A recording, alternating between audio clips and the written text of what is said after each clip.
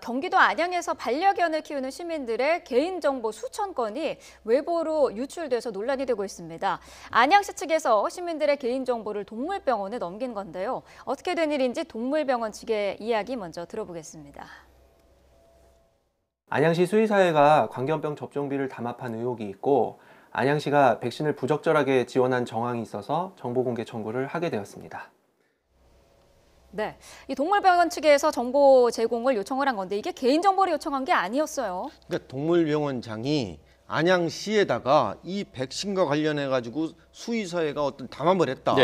그리고 그 백신비를 지원을 한 것 같은데 이에 대해서 백신을 투여한 명단을 제출해라. 이렇게 정보 공개 요청을 했는데 거기에 안양시가 이 병원장에게 준 명단에 개 이름, 그다음에 소유자, 그다음 인적사항 이런 것까지 개인정보가 다 들어갔다는 겁니다.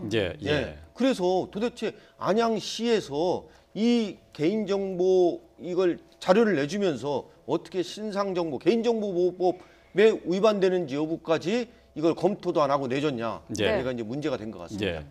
보통 개인정보 유출은 보안이 좀 허술해서 이렇게 뚫려서 유출됐다 이런 소식은 많이 들었지만은 글쎄요, 정보 공개 요청을 하지도 않은 그 내용이 이렇게 왔다고 하는 건 이게 명백한 실수 같은데요. 그렇습니다. 처음엔 부인하다가 이 방송사에서 인터뷰를 하고 하니까 그제서야 이제 잘못했다는 건 시인했다고 하는데요. 한마디로 개인의 민감한 정보 보면은 주민등록번호라든가 상세한 주소, 휴대폰 번호, 그 개의 이름까지도 지금 다 나갔다고 하지 않습니까? 실질적으로 아시다시피 그 동물관리법에 보면은 최근에 애견 같은 경우에 하나하나 등록해야 되지 않습니까? 그러다 보니까 그 등록하고 있는 그 소유주의 민감한 정보까지 몽땅 다 내보냈다고 하는데 지금 그 공무원이 정신이 있는지 없는지 어디에 팔고 있는지 한마디로 거의 고의 내지 중과실에 가까운 정도의 어떤 개인정보 유출의 과실이 있다는 점에서 좀 개탄을 금치 못할 그런 사건인 것 같습니다. 안양시청 측은 처음에는 이 사실을 모르고 있다가 뒤늦게 유출 사실을 인정했는데요. 해명도 황당합니다. 들어봤습니다. 저희는 권위적으로 용량도 또 방대한 양인데요. 이게 어떤 다른 목적으로 지금 사용되지는 않았잖아요. 그죠? 어떻게 확신하세요? 저는 확신해요.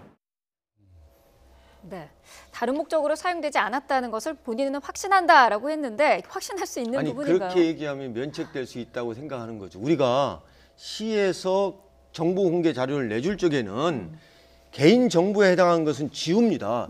그리고 그 정보 내줄 때 심의위원회를 거칩니다. 이거를 그 내준 직원에 대해서 혼자의 책임이다. 이렇게 돌리기에는 저는 이거 정말 구차한 변명이라고 생각합니다. 그리고 그거 내주면은 그 요청한 사람이 동물병원장이기 때문에 그 목적만 쓰인다. 다른 목적으로 안 쓰인다. 아니 그 사람이 이거 목적으로 쓸지 다른 목적으로 쓸지 어떻게 압니까?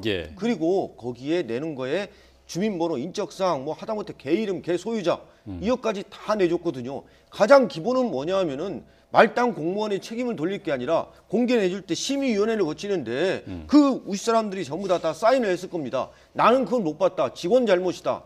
이렇게 돌리기에는 너무 궁색한 변명이라고 생각합니다. 안양 시민 수천 명의 개인정보가 이렇게 넘겨졌는데요. 키우고 있는 반려견의 이름까지도 거기에 들어가 있다고 합니다.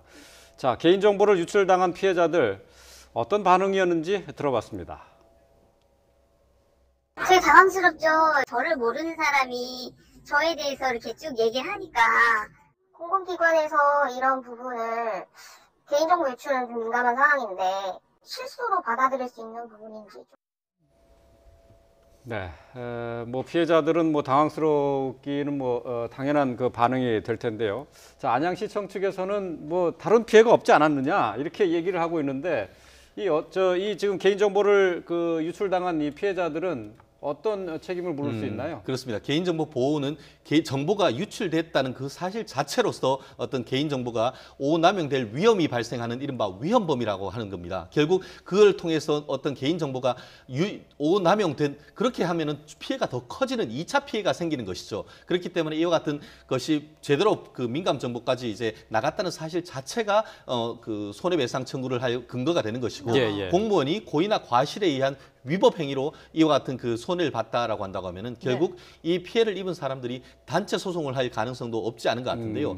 이 부분에 대해서는 이제 그냥 발뺌만 할 것이 아니고 이 이와 같은 유출로 인해서 2차 피해가 있었는지 여부에 대한 명확한 조사를 하는 것이 선행돼야 되고 네. 그와 같은 것을 한 다음에 어떤 그 유출된 사람들에게 그 사실을 알려야 될 의무도 있고 예. 그와 같은 거 알린 다음에 이 한 수천 명 되는 분들과의 협의를 거쳐서 원만한 어떤 합의를 이끌어내는 그런 절차가 오히려 필요한 것이 아닌가 생각합니다. 자료를 네. 빨리 회수해가지고 폐기해야 되고요. 또 예, 예. 이러한 사례가 또 있었는지 없었는지에 대해서 행정안전부에서 감사해야 한다고 생각합니다. 예, 네. 예.